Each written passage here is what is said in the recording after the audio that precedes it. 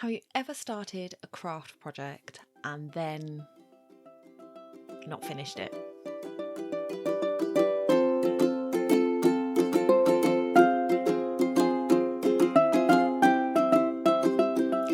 Hi guys, and welcome back to my channel. My name is Donna. This is my Wonderland. If you are new here, thank you so much for hitting the play button. If you are a returning subscriber, thank you so much. I appreciate you all so much. It is so wonderful to see the numbers slowly growing. My first target is to get to 500 subscribers, because I think at 500 subscribers is when you get the option to have your community tab, so I can actually write posts to you guys and let you know what's going on. I would really love to have that feature. So that is my first goal. So I would absolutely love it if you're enjoying these videos, if you would share them with your friends. Hit that like button below. That really helps the YouTube algorithm push it out to more people like you. And that would just be amazing to be able to get to the 500. So thank you so much for tuning in. Thank you for liking, subscribing and doing all the YouTubey things. In today's video we are going to be looking at 5 crafts that I have done over the years that I've either stopped doing or got halfway through a project and not finished it. So I'm going to be showing you some half done projects, and I'm going to be showing you some crafts that I used to do that I haven't done in a while. So if that interests you, stay tuned. Today I am bringing you crafts that I started and never finished, but also crafts that I uncovered when I did my craft room makeover. So if you haven't watched my craft room makeover, there is a little mini series of 3 or 4 videos where I took this room from looking like an absolute dump to looking like it does now. So if you haven't watched that and you'd like to, then please do head over to the playlist there. You can skip through them, speed them up, do whatever, but you will see how this room came to be. And throughout those videos I kept uncovering craft projects that either I'd half started, half finished, or crafts that I did when I was, a lot younger and haven't picked up since. And when I say a lot younger, I'm still talking about like in my 20s. So some interesting things came up, and I did say that I would do a video showing you all about that. I'd like to say that I've got my hair in a high ponytail. This is the first high ponytail I've had since I cut my hair into the bob last year. I have got quite a few pins and there are bits falling out, but I'm very happy to have my hair in a ponytail again. So let's get started. So the first one is something that I learned to do. I suppose should I go through it in, I'm not really sure what order I'm going to do it in. So I think I am going to do it in the order of the crafts that I was taught. So the first thing that I was taught to do was how to knit. My nan taught me how to knit, and she also taught me how to crochet, and my mum kind of helped out as well because my mum is a knitter and a crocheter. So I have made many projects over the years. Of course, when I first started, it was granny squares and scarves for my dolls because that's as big as they got, and little projects like that. But I never really got into making the more complicated designs. And then when I was in my early 20s, I did knit some cardigans that had some cable knitting in, which I was really proud of. And around there, I maybe mid to late 20s, I started a jumper. Now, an adult jumper as well, but obviously that was a bit too much for me because I only seem to have a back done. So this is the back. I don't know whether it was a cardigan or whether it was going to be a jumper. I can't remember, and I can't find the pattern for it. So I know it's a very simple, it's just a rib design, and then along the edge here you've got that kind of fading off, and then it's got a really tiny, I'm not impressed with that particularly, different hem there, but this is it. And I've got half of the front done. So actually it must have been a jumper because I've got half of the front done in my bag over there, and I don't have the pattern. So I mean, I guess I could fudge it because it is just a plain jumper, and I have seen many people on YouTube that just make things up as they go along and they look okay.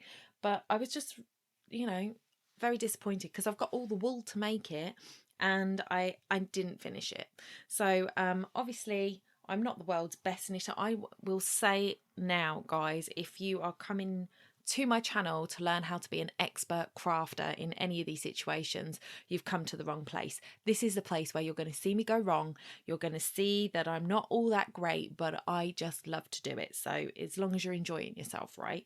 So it's not the best knitting, but I really enjoyed doing it. I just didn't get round to finishing it. Will I get round to finishing it? Given that I haven't got the pattern, I don't know. I don't know. But knitting and cross stitch was what introduced me to crafting. So excuse me, on the crafting side, on the cross stitch side, sorry, I have found two projects that I got halfway through doing and didn't finish. So the first one I'll show you is this one. And this is a birth sampler. So it's 3 bunnies sitting on clouds, and then there's space for you to put in the name, the weight and the date of a baby's birth. Now I did actually finish this one. I did it for my daughter's godmother's first child, and I finished it and completed it and framed it and gave it to her as a gift, and I thought it was beautiful, stunning, and I was so proud of it that I thought I'm going to do another one. I'm going to get the bunnies ready, and then when somebody else has a baby, I'm just going to fill in the details. Yeah, my friend's daughter turned 17 or 18 this last birthday, so, and I've seen many babies born since, but I just stopped. I didn't finish the bunnies, as you can see, and yeah, I don't know that there is, I think that is it. I didn't even finish the second bunny, and I haven't done the third one, so that is a project that I don't know if it's ever going to get completed. I do have the pattern somewhere for this, but I'm not sure where. And then the second cross stitch project is something that I have picked up and put down over the years. I think I started it probably around there. So that one would have been around when I was 21, 22 that I started that. And this one would have been a similar kind of era. And I can't show you it all, but I have got a picture for you to show you. So these are little ducklings, and I have got a whole row. It goes round. So there is more ducks in here that I have done, and it is this design here. So it is a bathroom sampler, and if you couldn't read it, it says, "If you sprinkle when you tinkle, please be neat and wipe the seat." And I just thought it was adorable. So that I have had forever and a day, and the reason I know that I picked it up over the years is because I know that I've actually done, did I do so? I don't know. I think I must have picked this up in the last 8 years or so, because the pattern, which I do have, that has been scribbled on, probably by my daughter at some point when she was a lot younger, has got these clips on it. And I know I didn't get these rose gold clips until maybe 10 years ago. So definitely picked it up, I think before we moved in here. So it would have been 3 years ago or more, but that's been an ongoing one. So I do feel like I will finish this one at some point, because I have got the pattern, I've got all the thread down here as well, so I feel like I will finish that one. We'll see. Maybe I'll do some like little clips of me doing it, and it'll make me finish it, because I do feel like that is part of the reason that I started my YouTube channel, is that I wanted to focus more on doing the crafts and the things that I loved. I didn't have a dedicated space for it, so I had to have my sewing machine away, and now it is here up on this desk ready to go at any point.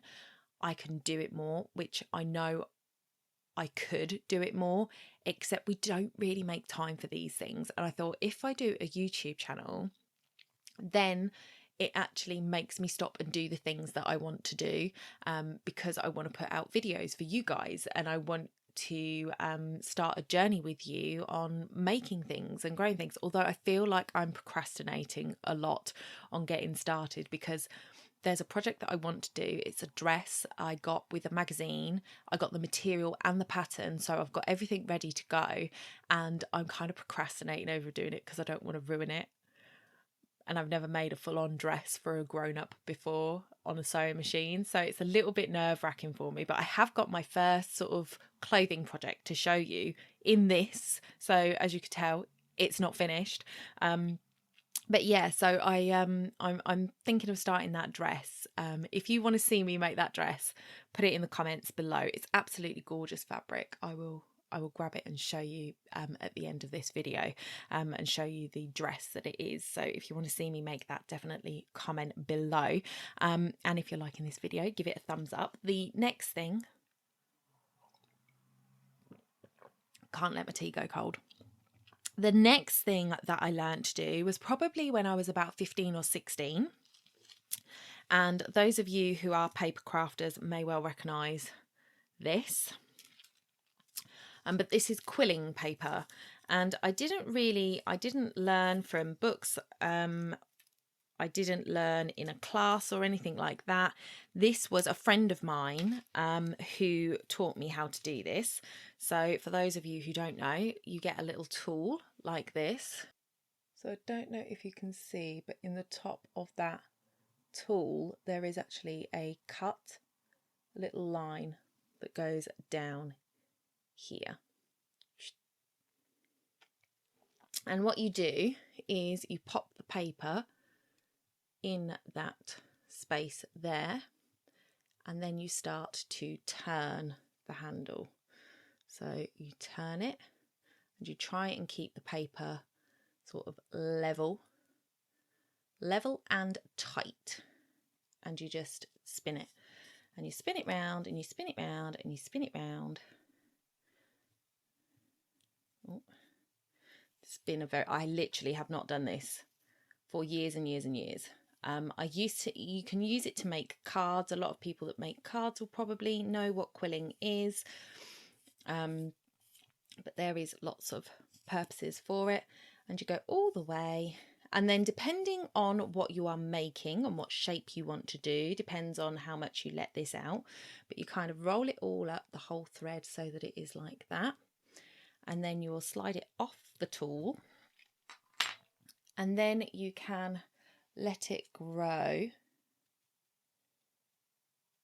however far you need it to, and then what you can do is you can shape it. So if I was to do a petal or a wing on a duck or something, you just kind of, or an eye, you do that.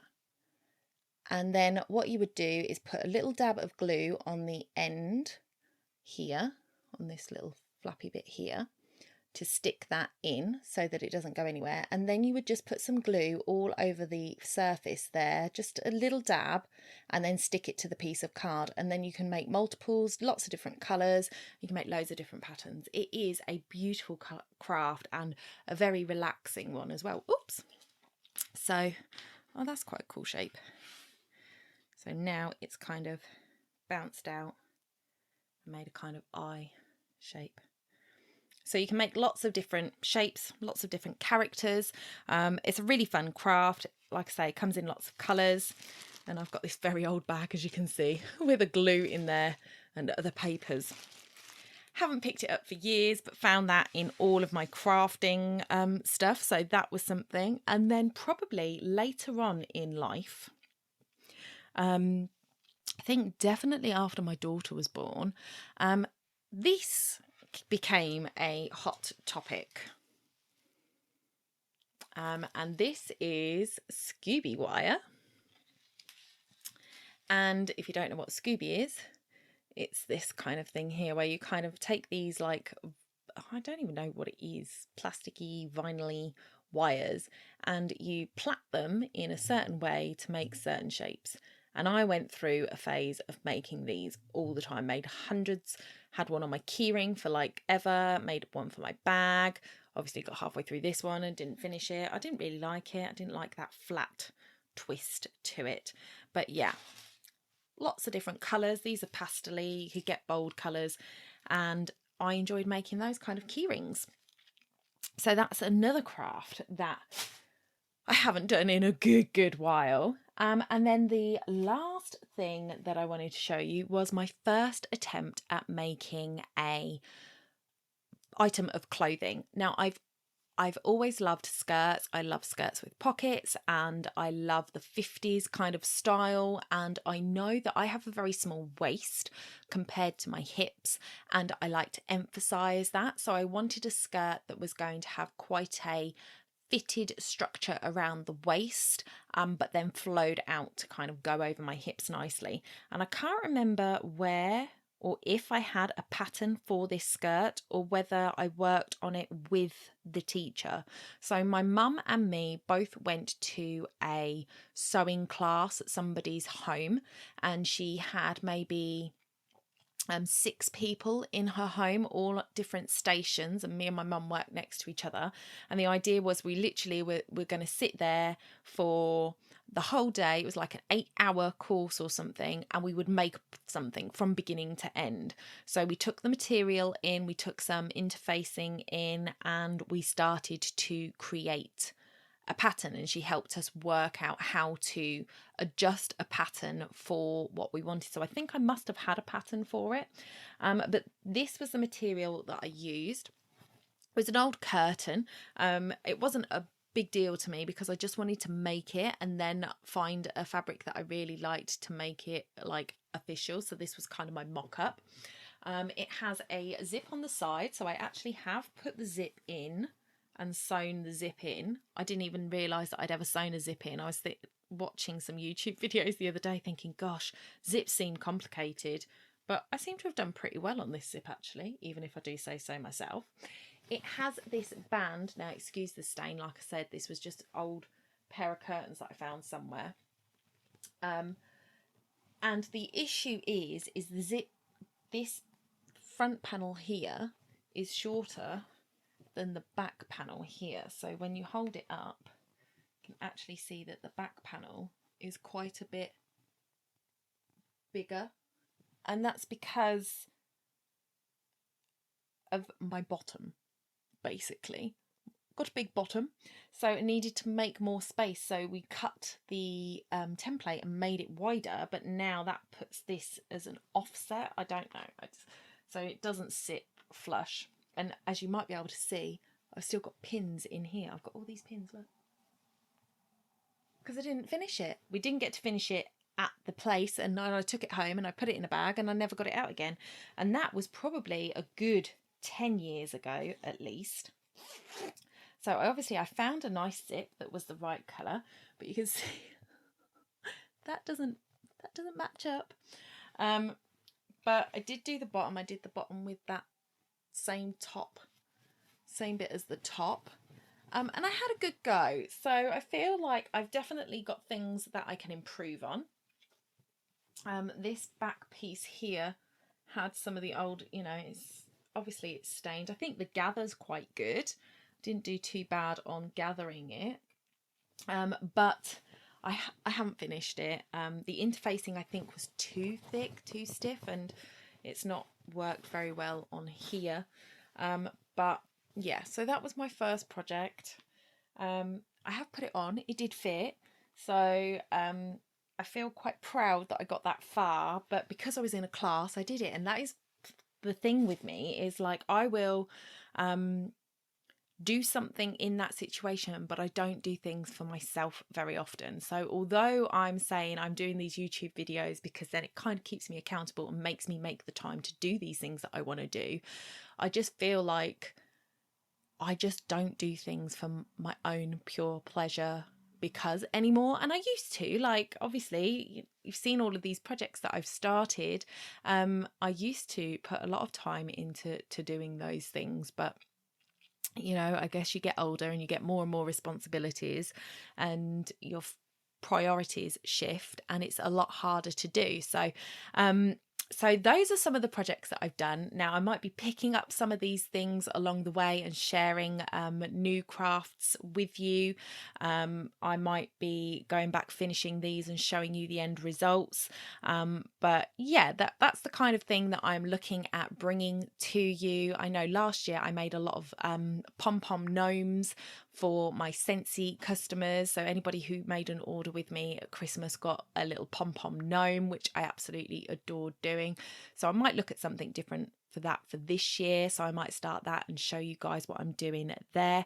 Let me grab that dress pattern and I'll show you the fabric and the dress, and you can let me know if you want to see it. So hold on. Okay, so this is the fabric. Isn't it beautiful? It's kind of a grey lilac, and the dress is this dress here. So it's got pockets, guys, it's got pockets. So I'm super excited, but I'm not gonna lie, I'm a little bit daunted, and I don't know which version to make either. So you can see it's definitely going to be a flared one, so it'll either be this one or this one. So you let me know which one you think I should make, and I will make a decision, and we will see if this is the first sewing project that I do on the channel. So that's it for today, guys. Thank you so much for joining me. If you like this video, please do give it a thumbs up. It helps the channel so much. You have no idea how absolutely grateful I am for every single one of you who has subscribed to my channel so far. It's just so exciting to me to see those numbers go up and to see that there are people out there that are interested in what I'm doing and coming along for the journey.